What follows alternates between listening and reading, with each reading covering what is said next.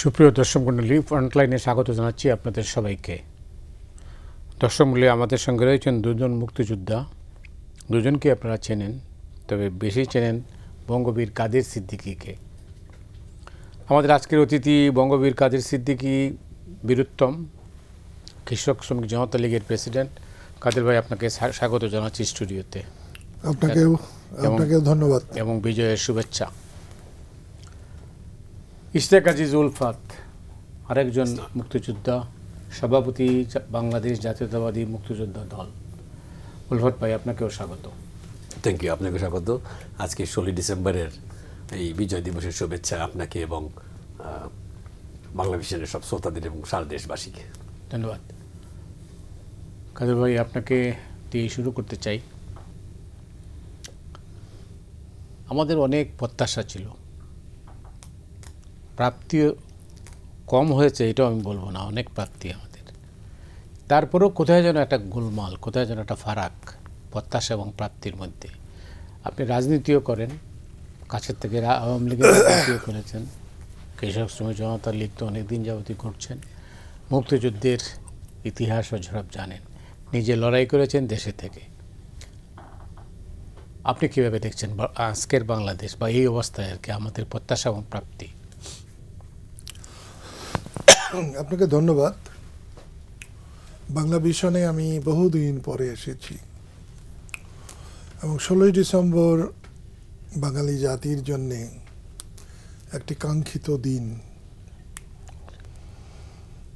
16ই December 71 বাঙালি জাতি যে ঐতিহাসিক বিজয় অর্জন করেছে, পৃথিবীর ইতিহাসে এরকম বিজয়ের নজির খুবই কম, এবং সেটা শুধু সম্ভব হয়েছিল সমস্ত জাতি এক হওয়ার কারণে, ঐক্যবদ্ধ হওয়ার কারণে। দল ছিল অনেক, কিন্তু দলাদলি ছিল না কিছুই, হলাহলি ছিল না। আজকে দলাদলি হলাহলি হচ্ছে সব থেকে প্রাধান্য পেয়েছে। আমরা যদি স্বাধীন হতে না পারতাম, আজকে এই যে চাকচিক্য, এর কিছুই হতো না। আপনাকে আমি ভালোবাসি, আপনার মনে আছে কিনা, এই অনুষ্ঠানেই আপনি একটা খবর দিয়েছিলেন যেটা আমার হৃদয়ে স্পর্শ করে গিয়েছিল। সেটা হলো আমাদের একজন নেতা, তিনি মৃত্যুবরণ করেছিলেন, তার নাম জননেতা আব্দুর রাজ্জাক। অনুষ্ঠান চালানোর সময় আপনি আমাকে বলেছিলেন আমরা সবাই চলে যাব, কিন্তু আমাদের যথাযথ মর্যাদা নিয়ে আমরা যেতে পারবো কিনা, প্রশ্নটা এখানেই। আমি যেভাবে বড় হয়েছি, আমি যেভাবে দেখেছি, তাতে আমি মনে করি শত্রুরও যে মর্যাদা থাকে সেটা রক্ষা করতে হয়। আমরা শত্রুর মর্যাদা তো রক্ষা করা দূরের কথা, আমরা বন্ধুর মর্যাদা অনেক ক্ষেত্রে আমরা রক্ষা করতে চাই না। বলাটা প্রাসঙ্গিক হবে কিনা আমি বুঝতে পারছি না, কিন্তু আজকে সকাল 6টায় যখন আমি স্মৃতিসৌধে গিয়েছিলাম, রাস্তাঘাটে গাড়ি ঘোড়ায়, রিক্সায়, সাইকেলে, মোটরে যে রক্ত দিয়ে আমরা জাতীয় পতাকা অর্জন করেছি, একটা পতাকাও দেখিনি। আপনি এখনো বেরিয়ে লক্ষ্য করবেন, কেন যেন আকাল পড়েছে। আমি পাকিস্তানের সময় আমার জন্ম, ব্রিটিশের আমলে আমার জন্ম, 1-2 মাস পেয়েছিলাম ব্রিটিশের শাসন, পাকিস্তানের পুরোটাই পেয়েছি। 68 আগ পর্যন্ত বড় আনন্দ নিয়ে পাকিস্তানের জাতীয় দিবস, স্বাধীনতা দিবস 14ই আগস্ট পালন করেছি। কাগজের পতাকা শোলার মধ্যে আঠাতে লাগিয়ে, মোমবাতি জ্বালিয়ে পালন করতাম। মনে হয় 68-র পরে আর আমাদের সে উৎসাহ হারিয়ে যায়। 67 সাল পর্যন্ত করেছি, তারও আগে করেছি। আমাদের দেশের এই যে আকর্ষণ, স্বাধীনতার যে আকর্ষণটা, সেটা কেন যেন ধীরে ধীরে অনেকটা ম্লান হয়ে যেতে শুরু করেছে। এটা আমাদের জন্য ভালো না। এবং আমরা সত্যকে বলতে সাহস পাই না। আমরা মুক্ত কণ্ঠে অনেক কথাই স্বীকার করি না। এটা আমাদের দুর্বলতা। আজকে আপনার এখানে এসেছি, আপনাকে ভালোবাসি, সেই জন্যে আমি একটা অন্য ধরনের পাগল মানুষ। আমার একটা বড় ভাই আছে, ওর নাম হলো লতিফ সিদ্দিকী, ওনার নাম। উনি যখন আইবুড়িতে আন্দোলন করতেন, বক্তৃতা করতেন, তখন মানুষের ভিড়ের মধ্যে আমি লুকিয়ে থাকতাম। আমার পা কাঁপত, আমার নাক ঘামতো, কান ঘামতো। মাঝে মাঝে মনে প্রশ্ন জাগত যে উনি আর আমি একই মায়ের সন্তান, মায়ের পেট থেকে বেরিয়েছি, একই বাবার ঔরসজাত, তার অত সাহস, আমার কিছুই নাই কেন? তাকে দেখেই রাজনীতিতে এসেছিলাম। রাজনীতিতে এসে বঙ্গবন্ধুকে পেয়েছিলাম। বঙ্গবন্ধুকে পেয়ে দেশ এবং মাটিকে চিনতে পেরেছিলাম। যে যত কথাই বলুক, দেশকে সবাই চিনতে পারে না, মাটি সবার কাছে মায়ের মতো হয় না। কিন্তু আমি যখন মাটিতে হাত দিই, এখনও আমার মনে হয় আমি আমার মাকে স্পর্শ করেছি। সেই জন্যে যা চেয়েছিলাম তা হয়তো পাই নাই, কিন্তু দেশটা পাকিস্তানের গোলামি হাত থেকে মুক্ত হয়েছি, এটাও কম কথা না। অনেক ধন্যবাদ আপনাকে। ইশতিয়াক আজিজুল ফাত, আপনার কাছে প্রশ্নটা আমি করতে চাই, যেটা কাদের ভাই বললেন, ৭১ সনের যে ঐক্য ছিল, দলাদলি ছিল না, ছোট দল বড় দল কিছুই ছিল না, সেই ঐক্যটা বিনষ্ট হলো যেভাবে, এটা ধারাবাহিকতা কিন্তু আমরা এখনও ওইভাবেই আছি। এটা থেকে আমরা কেন এমন হলো, আর এটা থেকে বের হওয়ার পথ কি?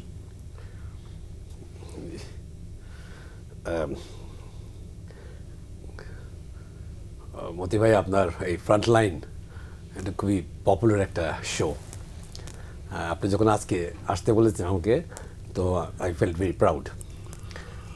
আমি যখন আবার জানলাম যে এখানে এই বঙ্গবীর কাদের সিদ্দিকী সাহেব থাকবেন, তখন আমি একটা ইয়ের মধ্যে পড়ে গেলাম যে এত বড় ব্যক্তিত্ব আপনারা দুজনই, এর মধ্যে আমি কি বলবো না। তবে আমাদেরও বয়স হয়েছে এর মধ্যে দিয়ে, আমরাও দেখেছি অনেক কিছু। আমরা যখন যুদ্ধে ছিলাম, 17-18 বছর বয়স, যখন আমাদেরকে ব্রিফিং দেওয়া হতো, তখন আমাদেরকে বলা হতো যে তোমরা কি পদ্ধতিতে যুদ্ধ করবে, হিট অ্যান্ড রান, আমরা গেরিলা হব, আর বিশেষ করে আমরা কয়েকজন, আমরা আরবান গেরিলা, ঢাকা শহরের মধ্যে আমরা যুদ্ধ করবো। আমাদের যুদ্ধটা একটু ডিফারেন্ট ছিল কাদের সিদ্দিকী সাহেবের সাথে। তো যখন আমাদেরকে ব্রিফিং দিত, তখন সব কথা শেষে বলতো যে আমরা যুদ্ধ করছি বঙ্গবন্ধু শেখ মুজিবুর রহমানকে সামনে রেখে। ওনাকে আমরা মুক্ত চাই, ওনাকে আমরা ফেরত চাই, আমরা আমাদের দেশ স্বাধীন চাই। যেরকম অর্ডার সেরকম কথা, আমরা এইভাবে যুদ্ধ করলাম, দেশ স্বাধীন হলো। আমরা কয়েক হাজার শহীদ হলো আমাদের মধ্যে থেকে, অনেক বীরাঙ্গনা হলো, বন্ধু বান্ধব, আমার আপন ভাই সব শহীদ হলো। তো 10 তারিখে শেখ মুজিবুর রহমান ফেরত আসলেন।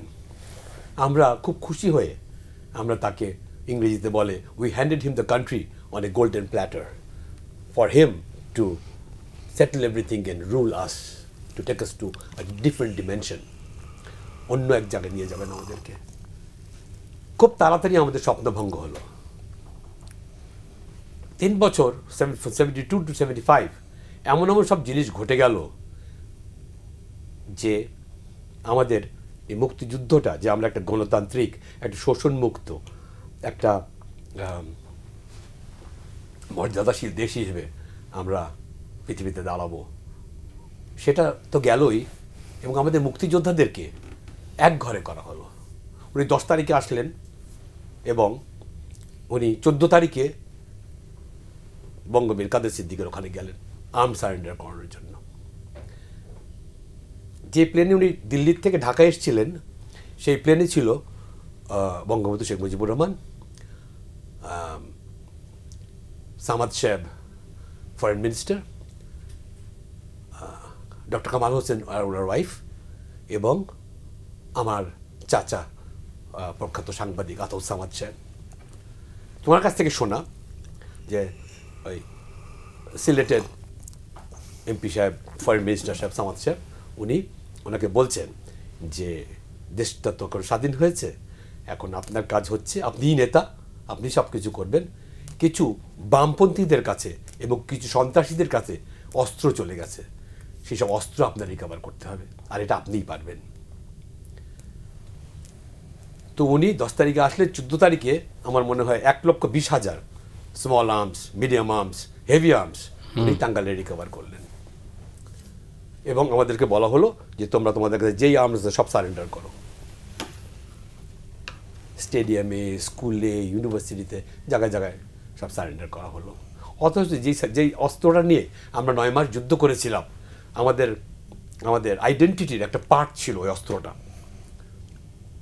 সেটা হঠাৎ করে আমরা দিতে হলো আমাদেরকে। আমরা ইনসিকিওর হয়ে গেলাম, আমরা আমাদের অস্তিত্ব নিয়ে আমরা চিন্তা ভাবনা করা শুরু করলাম। আমি আমার অস্ত্র সারেন্ডার করিনি, কিন্তু আমার কাছে অনেক অস্ত্র ছিল, আমি সারেন্ডার করিনি। এনিওয়ে, তো তখন এরপরে নিশ্চয়ই করেছেন। পরে করেছি অন্যভাবে, সেটা that is another story for another day. Major ডালিম আমার সব অস্ত্র রিকভার করেছে আমার মাধ্যমে। উনি খবর কাগজে তুলেছেন ওনার যে 2-2.5 মাস ওনারা ক্ষমতায় ছিলেন, রান করতে চেষ্টা করেছেন, ওই 6 মাস, ওই 2-3 মাস আমার অস্ত্র দিয়ে রিকভার করিয়েই উনি খবর কাগজগুলো তুলেছেন যে আর্মস রিকভার হচ্ছে। এনিওয়ে, আমরা ওই 71-এর অস্ত্র রিকভারির কথা ছিলাম। আমাদের অস্ত্র নিয়ে গেল, কিন্তু একটা চিরকুটও আমাদেরকে দিল না। হ্যাঁ, যে এই আব্দুস সোবহান একটা স্টেনগান দিয়েছে, ওই গফুর আলী একটা এলএমজি দিয়েছে, অমুক একটা দিয়েছে, দিয়ে তার সইটা রেখে দিত। এবং পরবর্তীতে যখন ওই আমাদের সার্টিফিকেট দেওয়ার কথা উঠলো, তখন যে চিরকুটটা দিল সেটা সারেন্ডার করলেই আমি একটা মুক্তিযোদ্ধা, আমি কি দিয়েছিলাম, আমার নামে একটা সার্টিফিকেট হয়ে যেত। কিন্তু তা হলো না, মুক্তিযুদ্ধটাকেই সাইডলাইন করা হলো, ফেলে দেওয়া হলো। কারণ খুব বেশি একটা মুক্তিযোদ্ধা আমার চোখে পড়েনি 9 মাস আওয়ামী লীগের, যারা ফ্রন্ট ফাইট করেছে অস্ত্র হাতে নিয়ে, আমার সামনে না, বায় না, ডাইনে না, পিছনে না। তো এখন ওনারা এই মুক্তিযুদ্ধের কোনো প্ল্যানও ওনাদের ছিল না। বিকজ আমি একজন প্রত্যক্ষ ফাইটার, আমি একজন এই মাস থেকে আমি ইনভলভ। আমার ধারে কিছু অস্ত্র ছিল, সেই অস্ত্র নিয়ে আমরা দৌড়ে গেলাম 25 রাত্রে, যখন দেখলাম আর্মি নেমে আসছে, দৌড়ে গেলাম ফয়জুল হক সাহেবের বাসায়, শেরে বাংলা একে ফয়জুল হক সাহেবের ছেলে, ওনার কাছে গেলাম অস্ত্রপাতি নিয়ে। তো উনি বললেন গাদা বন্দুক নিয়ে, স্ট্যান্ড গিয়ে নিয়ে, .22 নিয়ে আর রিভলভার নিয়ে যে একটা আর্মির সাথে ফাইট করা যায় না, সেটা তো আমরা তখন বুঝি নাই। যুদ্ধ কি তখনই বুঝি নাই আমরা, পরে বুঝলাম যে যুদ্ধটা কি, একটা ওয়েল ফোর্টিফাইড, একটা ট্রেন্ড, একটা ওয়েস্টার্ন দিয়ে ট্রেন একটা আর্মির সাথে ফাইট করে যে কি, সেটা পরে শিখলাম আমরা। এনিওয়ে, উনি বললেন, আমাদেরকে দেখে বললেন, এগুলি কেন এনেছো, সব সরিয়ে ফেলো, সব করো। আমি বললাম কেন, ইকবাল হলে তো ট্রেনিং দেওয়া হলো, ক্রলিং করানো হলো, বার্বড ওয়্যার ক্রস করানো হলো, তো আমরা তো রেডি, আমরা যুদ্ধ করবো। আমরা বলে কি না, শেখ মুজিবুর রহমান, বঙ্গবন্ধু শেখ মুজিবুর রহমান সাহেব বলেছেন যে 27 তারিখে হরতাল ডেকেছেন উনি। পাকিস্তান আর্মি রোল করে গেল আমাদের মারার জন্য, নিরস্ত্র নিরপরাধ বাঙালিগুলিকে, হ্যাঁ, স্টেশনের মধ্যে ফকির শুয়েছিল তাদেরকেও মারলো, এই সদরঘাটে গিয়ে তাদেরকেও মারলো, ওই ইউনিভার্সিটি গিয়ে ছাত্রছাত্রীদের মারলো, যারে পেলো তাকে বললো। আমি যখন 25 তারিখ গেল, আমরা ফেরত চলে আসলাম নিরাশায়, অস্ত্রগুলো সরিয়ে ফেললাম, আর বললো যে শেখ মুজিবুর রহমান বলেছেন নো কনফ্রন্টেশন, ওনার আদেশ, সব ব্যারিকেড সরিয়ে ফেলো, নো কনফ্রন্টেশন। আমরা ফেরত চলে আসলাম। আমার বাড়ি ইত্তেফাক অফিসের একটা বাড়ি পড়ে, প্রতি বছরই কথাগুলো রিপিট করতে আমার ভালো লাগে না, একই জিনিস কতবার বলবো। তা আপনার সাথে সামনে বলছি দেখে আমি জানি this will maybe my last time I will say this. তা আমরা বাসায় গেলাম, শুরু হলো। খাওয়ার পর আমরা সেই রাতটা পার করলাম এই সিঁড়ি কোঠায়, গোলাগুলি, ইত্তেফাক অফিস উড়িয়ে দিল, 100-150 লোক ওখান থেকে বের হয়ে আমাদের বাসার মধ্যে দিয়ে পিছন দিকে চলে গেল। তো আমি যখন বের হলাম, এই 27 তারিখ 2 ঘন্টার জন্য কারফিউ লিফট করেছিল, আমি 2 ঘন্টার মধ্যে সাইকেল নিয়ে বের হয়ে গেলাম, মা নিষেধ করছে তবু বের হয়ে গেলাম। তো যেতে যেতে একটা বাড়ির সামনে মাথার তলা দিয়ে একটা বাচ্চা মাথা দিয়েছে, সেই বাচ্চাটা মরে ওখানে পড়ে আছে বলে একদম রক্তে ভরা। আমি বাচ্চাটাকে দেখে তখন আমার মনে হলো যে উপর দিয়ে ক্রস করতে পারেনি, এখন আমরা পাকিস্তান নাই, আমার বাংলাদেশ হয়ে গেছি। কিভাবে হব জানি না। হ্যাঁ, তখন দেশে ফিরে, এই ঘরে ফিরে তখন শুনলাম জিয়াউর রহমানের ঘোষণাটা যে we declare the independence of Bangladesh, we revolt, এই কথাটা। তখন আমরা যে মনের মধ্যে, রাগ মনের মধ্যে, এখনকার কথা যেগুলো বলে এই সাম্য, এই সামাজিক ন্যায় বিচার, এইসব কমপ্লিকেটেড কথা তখন আমরা বুঝতাম না। তখন আমরা যুদ্ধে যাওয়ার একটা ঠিকানা পেলাম, আমরা তখন যুদ্ধ করতে চলে গেলাম। অনেক ধন্যবাদ আপনাকে এই পর্যায়ে। কাদের ভাই, যে জিনিসটা আমি দেখছি আপনি খুব চিন্তিত। আমরা আসলে সংকটের মধ্যে কোথায়, যার যা প্রাপ্য তা দেয়নি বলেই আজকে কিন্তু অনৈক্যটা তৈরি হয়েছে। আপনি কি এর সাথে একমত? তা তো শতভাগ একমত, শতভাগ। কিন্তু হলো না কেন? এই যে এখন উলফত তার বক্তব্যটা দিল, আমি খুব নিবিড়ভাবে শোনার চেষ্টা করেছি। উলফত আমার সঙ্গে অনেক দিন কাজ করেছে এবং সে যতক্ষণ কাজ করে খুব নিবেদিত মানুষ। আমি এই কদিন আগে যখন বলছে কেউ কেউ দ্বিতীয় স্বাধীনতা হয়েছে, জুলাই অগাস্টের এই আন্দোলন, সফল আন্দোলনকে আমি ভীষণভাবে সাধুবাদ জানাই।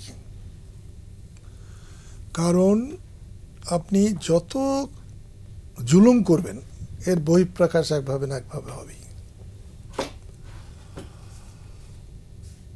এই আন্দোলন, বিএনপি একটি মস্ত বড় দল, তারা চেষ্টা করেছে। মানুষের অতটা বিএনপির প্রতি আস্থা অর্জন করতে পারে নাই, মানুষ যুক্ত হয় নাই। এখনো হাজার হাজার কর্মী আছে, তাদের নেতা কর্মী, কিন্তু রাস্তার মানুষ যুক্ত না হলে সফলতা অর্জন করা খুব কঠিন। জামাত একটা ক্যাডার ভিত্তিক দল,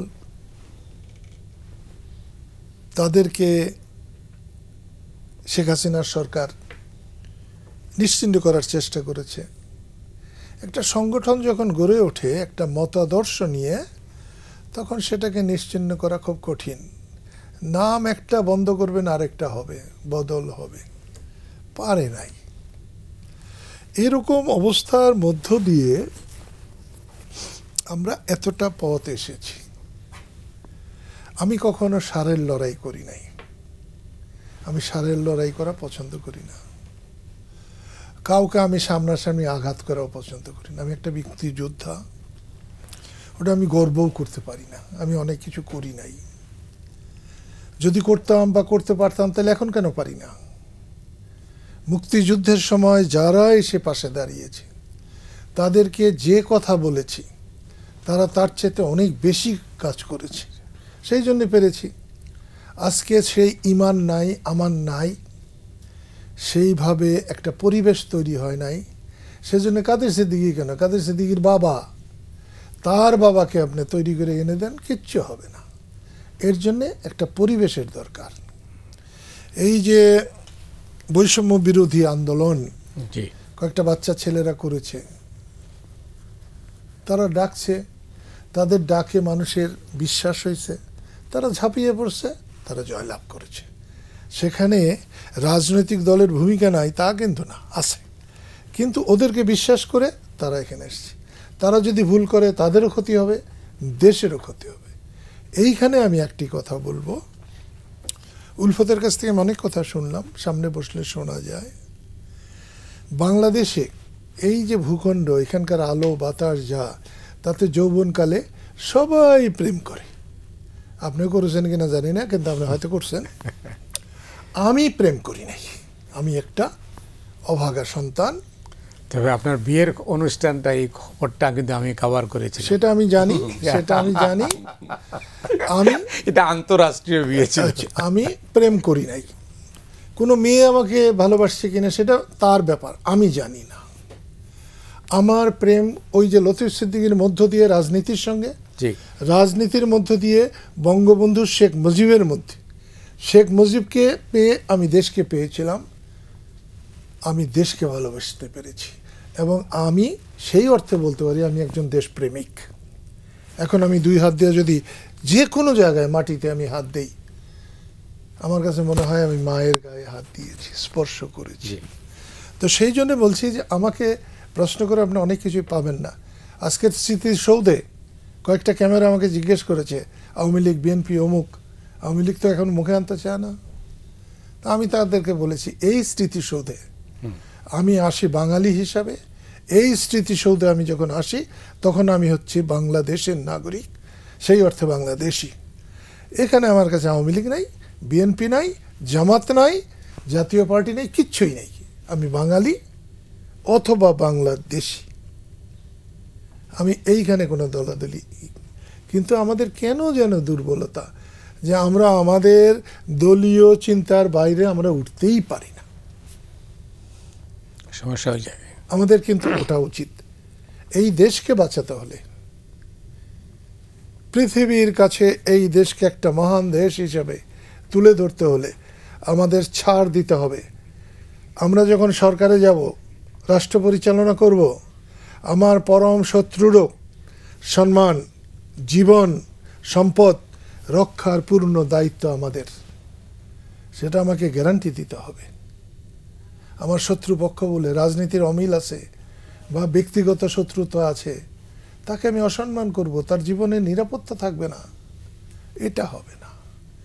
একজন রাজনৈতিক নেতা, রাজনৈতিক দল, তার দুটো চরিত্র হবে। একটা তার দলের হবে, যতক্ষণ দলে থাকবেন, কিন্তু যখনই তিনি সরকারে আসলেন তিনি সকলের সেবক, সকলের গোলাম। কিন্তু আমাদের দুর্ভাগ্য, যারাই সরকারে যায় তারাই মনে করে দেশের মালিক হয়েছে। পাবলিককে সম্মান করে না, লোককে সম্মান করে না, লোকের প্রতি তাকায় না। আমি শেখ হাসিনার সময় দেখছি, যখন উনি যেতেন পুলিশরা পিছন দিয়ে, রাস্তার দিকে পিছন দিয়ে দাঁড়িয়ে থাকতো। এখনো দেখি, আজকেও গেলাম, দেখছি সব পুলিশ রাস্তার দিকে পিছন দিয়ে তাকিয়ে আছে। কেন রে বাবা? যে লোকটি যাচ্ছে, যার পাহারা দিচ্ছেন, তাকে কি একটু দেখতেও পারে না? রাস্তার পাবলিক হাঁটা চলা করতে পারে না, রাস্তায় দাঁড়াতে পারে না, হাত নাড়াতে পারে না।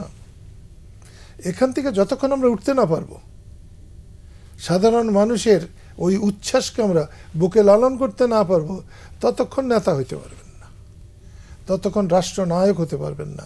এবং সেই রাষ্ট্রনায়ক হিসাবে সেই রাষ্ট্রের কল্যাণ আপনি করতে পারবেন না।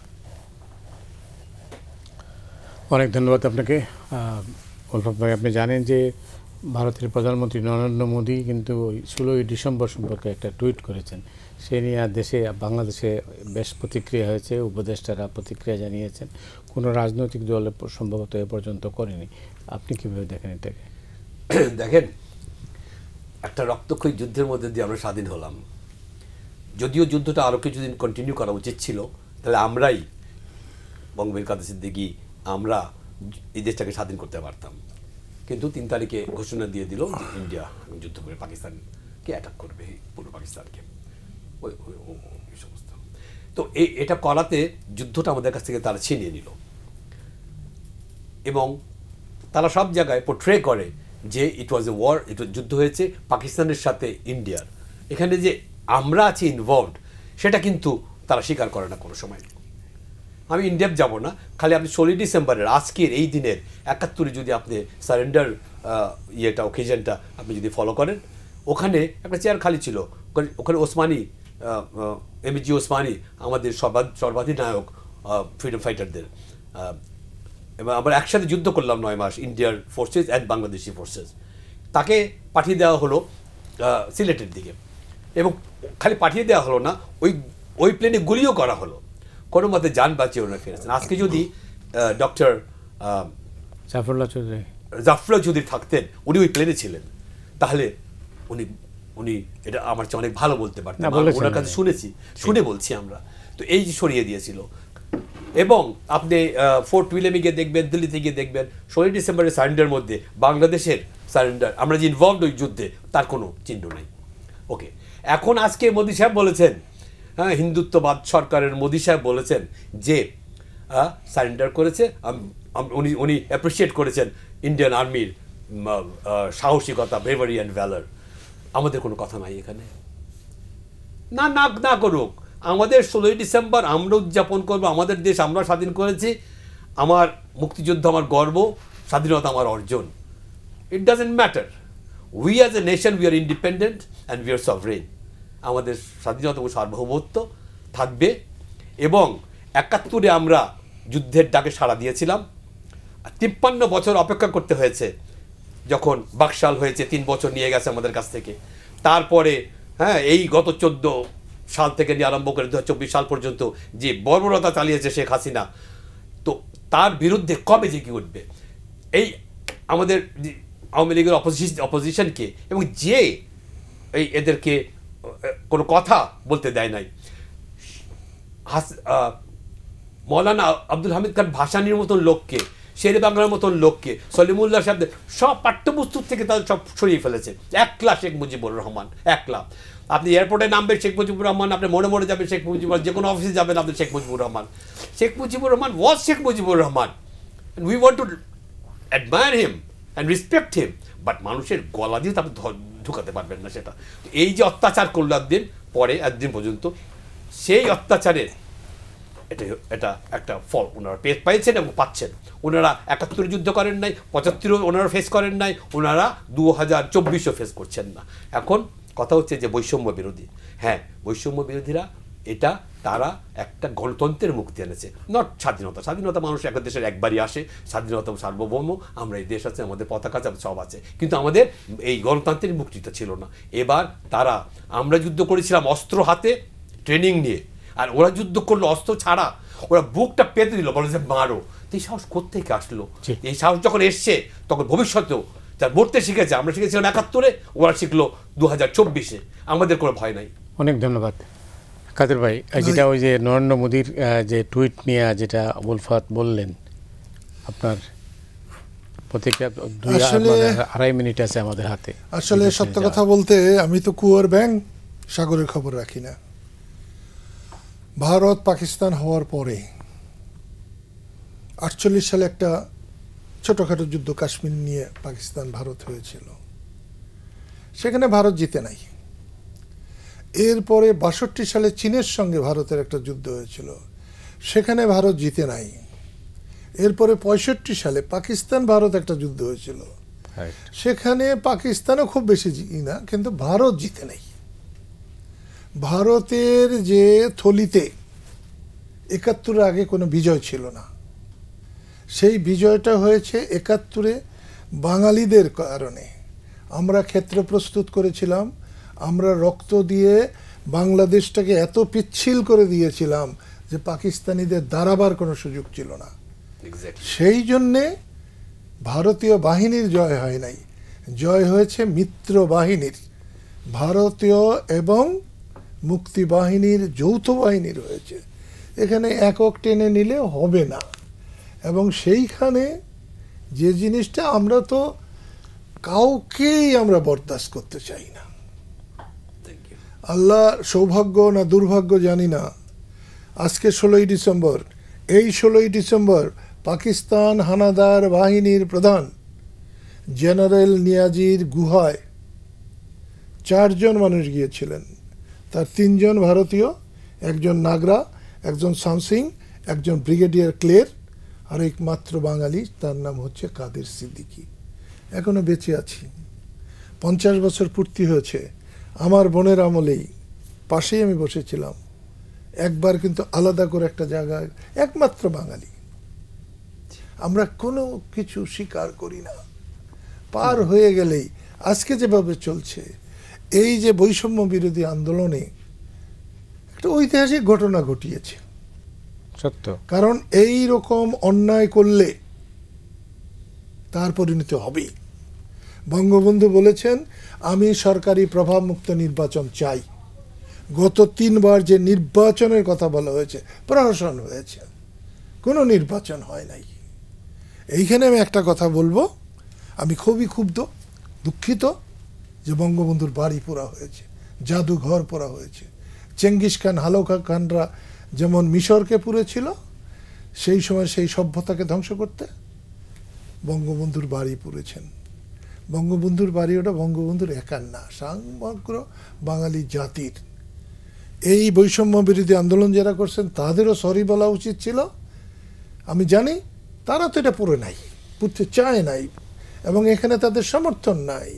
এখানে যারা উপদেষ্টা হয়েছে তাদেরও এটা নিয়ে দুঃখ প্রকাশ করা উচিত ছিল। এবার আমি ইশতিয়াক আজিজ উলফাতের কাছে যাচ্ছি। বাংলাদেশ ভারত সম্পর্ক কেমন হওয়া উচিত? একজন মুক্তিযোদ্ধা হিসেবে আপনি কিভাবে এর মূল্যায়ন করবেন? বাংলাদেশ ভারতের সম্পর্ক খুবই নিবিড়, খুবই সুন্দর হওয়া উচিত। আমরা ছোট ভাই বড় ভাইয়ের মতন হওয়া উচিত। আমরা চেয়েছিলাম ৭১-এর পরে এরকম একটা হবে, কারণ আমরা যুদ্ধ শুরু করেছিলাম, ট্রেনিংটা নিয়েছিলাম ইন্ডিয়ান সয়েলে। পারতাম আমরা এদিকে থাকতে, কিন্তু আমরা ইন্ডিয়ান সয়েল ট্রেনিং নিয়েছিলাম। আমরা যদিও ইন্ডিয়া আমাদেরকে প্রথম ২ মাস ৩ মাস আমাদের অস্ত্র দেয় নাই, আমাদের নিজেদের অস্ত্র নিয়ে আমরা যুদ্ধ করেছিলাম। পরে রাশিয়া বলেছিল যে দাও, আমি তোমাদেরকে রিপ্লেস করে দেবো, তখন তারা অস্ত্র দিয়েছিল। কিন্তু এই দেখবেন আপনি, I don't want to cut down India, but the truth is the truth. ইন্ডিয়ার কিন্তু কোনো পড়শির সাথে ইন্ডিয়ার কোনো ভালো সম্পর্ক নাই। আপনি পাকিস্তান দেখেন, আপনি চায়না দেখেন, আপনি নেপাল দেখেন, আপনি তিব্বত দেখেন, আপনি আর কাশ্মীরকে ৭৫ বছর ঝুলিয়ে রেখে, হ্যাঁ, সেই এটা ক্রসটা এবার সরিয়ে নিয়ে কাশ্মীরকে দখল করে ফেললো। তো বাংলাদেশ ওয়াজ দেয়ার ওনলি ফ্রেন্ড। এখন Bangladesh also doing everything so that to make sure that Bangladesh does not remain your friend. তা আমাদেরকে তাহলে যুদ্ধ শেখা দেশ আমরা, যুদ্ধ করা দেশ আমরা, স্বাধীনতা যুদ্ধের মাধ্যমে আমাদের স্বাধীন হয়েছে। এখন মোদি সাহেবরা যদি এই সমস্ত কথা কন্টিনিউ করেন, হ্যাঁ, তখন ওই মেজর হাফিজউদ্দিন বীর বিক্রম সেদিনকার একটা প্রেস ক্লাবে একটা ইয়েতে বলেছেন যে যুদ্ধ যদি ভারত শুরু করে তো এই যুদ্ধ কিন্তু ভারতেই শেষ হবে। ওকে, তো এটার মধ্যে অন্তর্নিহিত অনেক মানে আছে। আমাদের অত ছোট মনে করলে এটা কিন্তু ঠিক না। আমরা তাদের বন্ধুত্ব চাই, কিন্তু তার মানে এই না যে তারা আমাদের ভিতর দিক দিয়ে ওই জিনিসপত্র আনা নেওয়া করবে। হ্যাঁ, দেওয়ার কথা 2 টাকা 80 পয়সা করে পার কেজি অর সামথিং। এখন তাদেরকে ওই শেখ হাসিনা অনেক রকম খারাপ জিনিসের সাথে ওটা উনি দিয়েছেন 40 না 50 পয়সা। তো আমরা ওটা একটা নেগোসিয়েশনের মধ্যে হবে। তো ওগুলো কি হলো অন্য জিনিস। মোট কথা হলো আমাদেরকে যদি দাবিয়ে রাখতে চায়, এটা তাদের পক্ষে সম্ভব না, তার সম্ভব না। এখন আমি একটা কথা এখানে বলে রাখবো যে 1968-এ বে অফ পিগসের ইনভেশনের সময় কিউবার উপরে আমেরিকার সব স্যাংশন ফেল করার পর ওরা জাহাজ পাঠাচ্ছিল। তখন ফিদেল কাস্ত্রোকে জিজ্ঞাসা করেছিল যে আমেরিকা তো আসছে, বলে আসছে, বলে তুমি যুদ্ধ করবা? বলে করবো। বলে তুমি কতদিন যুদ্ধ করবা? বলে 50 years and 1 hour। 1 ঘন্টা লাগবে আমেরিকার আমাদেরকে নিয়ে যেতে, but the war will continue for 50 years। আমি ছোট দেশ হিসাবে আমি তাদের বন্ধু হিসাবে তাদেরকে বলতে চাই ওই একই কথা, যে 50 বছর এখানে যুদ্ধ চলবে, 1 মাস লাগবে তারা আমাদেরকে নিয়ে নিতে, হয়তোবা, কিন্তু তারপরে যুদ্ধ চলবে 50 বছর। আর এতে ভারত খণ্ডিত হয়ে যাবে, টুকরো টুকরো হয়ে যাবে। আমরা চাই না তো সেইটা। আমরা তাদের সাথে একটা সুসম্পর্ক চাই, একটা ভালো সম্পর্ক চাই, কিন্তু তার মানে এই না for them to look down at us. We must as a country have equal respect for each other. ছোটো ভাই বড় ভাই, আমাদের সাথে প্রবলেম হবে, আমরা তাদের প্রবলেম সলভ করবো, তাদের প্রবলেম হবে, তারা আমাদের প্রবলেম সলভ করবে। So it should be like that, of mutual respect for each other. অনেক ধন্যবাদ কাদের ভাই। আপনার সঙ্গে তো ভারতীয় রাজনীতিবিদদের সুসম্পর্ক ছিল এক সময়, এখনও আছে আশা করি। তো আপনি কীভাবে দেখছেন, যে আপনি কি মনে করেন যে এই যেটা উলফাত বললেন, এই ছোটো ভাই বড় ভাই মিউচুয়াল রেসপেক্টটা যেটা আর কি, তো সেটা তো আমরা দেখতে পাচ্ছি না। আসলে আপনি আমাকে তো জানেনই, জি, আমি উলফাতের সাথে একমত না। আচ্ছা, আমি উলফাতকে খুব স্নেহ করি, ওর কথাবার্তাকে আমি সম্মানের চোখে দেখি। ভারতের সাথে আমাদের সম্পর্ক হবে সমমর্যাদার। আন্তর্জাতিক বিশ্বে যে কোনো জায়গায়, যে কোনো সামিটে ভারতও একটা চেয়ার পাবে, আমরাও একটা চেয়ার পাব, প্রতিনিধি হিসেবে একজন। জি, আমি ভারতের ছোট ভাই হব না। পিণ্ডির কাছ থেকে রক্ত দিয়ে দেশ স্বাধীন করে ভারতের ছোট ভাই আমি হব না। আমি ভারতের বন্ধু হব, সমমর্যাদার বন্ধু হব। তাদের লোক সংখ্যা বেশি হবে, তাদের শক্তি বেশি হবে, তাদের যুদ্ধাস্ত্র বেশি হবে, হতে পারে। আমি উলফাতের মতোই বলবো, বাংলাদেশকে ভারতের জয় করা ঘণ্টাখানিক ব্যাপার, কিন্তু হজম করা 100 বছরও সম্ভব না। যদি সেটা সম্ভব হতো তাহলে পণ্ডিত জওহরলাল নেহরুরা, বল্লভভাই প্যাটেলরা, তাদের বুদ্ধি কম ছিল না। তখনই অন্যরকমভাবে এটাকে করা হতো। এক পশ্চিমবঙ্গে 42টা সিট, তাদের দাপটেই দিল্লি কাঁপে। আর বাংলাদেশকে দখল করলে পশ্চিমবঙ্গ বলেন, বাংলা বলেন, এই যে শুধু এই প্রভিন্সটা, এটার সিটি হবে 100। তারপরে বিহারে আছে 40টা, তারপর উড়িষ্যা আছে, যেটা বাংলা, বিহার, উড়িষ্যা আমাদের ছিল, সেটার আছে 21টা, ঝাড়খণ্ডের আছে 12টা, আসামের আছে 14টা, উত্তরপ্রদেশের আরো কিছু। দিল্লির শাসন ক্ষমতা থাকবে না। ইন্ডিয়া, আমি বিশ্বাস করি আমেরিকা দখল করতে পারে এবং দখল করে পরিচালনা করতে পারবে। ইন্ডিয়া রাশিয়াকে দখল করতে পারে এবং সেটা দখলে রাখতে পারবে, কিন্তু বাংলাদেশকে দখলে রাখতে পারবে না। তার রাজনৈতিক কাঠামো ভেঙে যাবে। সেই জন্যে বলছি, অনেক কথা বলা যায়। আমাদের নরেন্দ্র মোদী সত্যি একজন দক্ষ, যোগ্য একজন নেতা। তিনি তার দৃষ্টিকোণ থেকে নেতা, কিন্তু ভারত হিন্দুত্ববাদে বিশ্বাস করে না। তা যদি করত তাহলে উত্তরপ্রদেশে যেখানে রাম জন্মভূমি বানাইছে সেখানে জিতত। এবারে নির্বাচনে সেখানে জিতে নাই। আমি এইখানে একটা কথা বলবো, যে আপনার এখানে এসেছি বলে, আমাদের দেশে ভুলভাবে দেশটা এখন পরিচালিত হচ্ছে। এখন শেখ হাসিনাকে বঙ্গবন্ধুকে মিলানো হচ্ছে, আওয়ামী লীগকে বঙ্গবন্ধুকে মিলানো হচ্ছে, মুক্তিযুদ্ধকে শেখ হাসিনাকে একসঙ্গে করা হচ্ছে। এর কোনোটার সঙ্গেই আমার বোন শেখ হাসিনা একসঙ্গে হয় না। শেখ হাসিনার ত্রুটি এটা বঙ্গবন্ধুর উপরে যদি আনা হয়, ভবিষ্যতে যারা আনবেন তারা পরাজিত হবেন। বঙ্গবন্ধুর শিকড় এই বাংলার এত গভীরে পোতা, সেখান থেকে ছুঁড়ে ফেলা খুব সম্ভব না। তাই যার যে ভূমিকাটা আছে সেটাকে স্বীকার করে অগ্রসর হলে বাংলাদেশ হবে পৃথিবীর মধ্যে একটি সম্ভাবনাময় দেশ। আর যদি আমরা ল্যাং মারার চেষ্টা করি, একজন যা করে আসা হয়েছে এতকাল, এবং যার মধ্যে ওস্তাদ হচ্ছে শেখ হাসিনা, সবচেয়ে বেশি করেছে। তিনি কাউকে তার প্রাপ্য সম্মান দিতে চান নাই। তার চাটুকারদের তিনি সবকিছু দিয়েছেন, এবং তার শাসনের আমলে যে দুর্নীতির আমরা দেখছি, রাষ্ট্র দুর্নীতি করার জন্য না। আমি ভারতে ছিলাম, যথেষ্ট সম্মানে ছিলাম। ইন্দিরা গান্ধীর প্রধানমন্ত্রীর বাড়িতে যেতে আমার কোনো পারমিশন লাগে নাই। মুরারজি দেশাই ছিলেন সবথেকে কট্টর নেতা একজন, তার বাড়িও কিন্তু গুজরাটে, এবং একজন এমন নীতিবান মানুষ কল্পনা করা যায় না। তো সেইখানে আমি পরিষ্কার বলবো যে যার যে ভূমিকা সেটাকে স্বীকার করলে বাংলাদেশ খুব তাড়াতাড়ি একটা অভিষ্ট লক্ষ্যে পৌঁছতে পারে। আর ল্যাং মারামারি চললে পরে বাংলাদেশ নিয়ে আমাদের অনেক কিছু ভাবতে হবে। আমাদের মূলত আমরা বাংলাদেশ করেছিলাম, পাকিস্তানিরা আমাদের ভোটের অধিকার মানে নাই। মূলত আমরা বাংলাদেশ করেছিলাম, বাংলাদেশের সম্পদের 80% পশ্চিম পাকিস্তানিরা দখল করে রাখত, বঞ্চনার বিরুদ্ধে 22 পরিবারের বিরুদ্ধে। এখন আমরা 22,000 পরিবার বানাইছি। এই জন্যে বাংলাদেশ হয়নি। গরিব মানুষের জন্য যদি বাংলাদেশ হয়, গরিবের কথা যদি চিন্তা করা হয়, আজকে যে অন্তর্বর্তীকালীন সরকার চালের দাম, নুনের দাম, তেলের দাম, সবজির দাম এইরকম আকাশ ছোঁয়া যদি না থাকতো তাহলে অনেক ভালো থাকতো। আজকে এই সরকারের প্রতি মানুষের যে ক্ষোভ বাড়ছে দিনে দিনে, সে তো বাজারের মূল্য, দ্রব্যমূল্য কন্ট্রোল করতে না পারার কারণে। সেই জন্যে মানুষের কষ্টটা দেখতে হবে। মানুষ যদি সম্মানিত হয় তাহলে এরাও সম্মানিত হবে।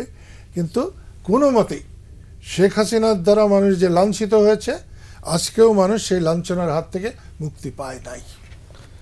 অনেক ধন্যবাদ আপনাকে উলফত। আপনি তো যুদ্ধ করেছেন, যেটা আগে বলেছেন যে যুদ্ধ করেছিলাম এই লক্ষ্য নিয়ে।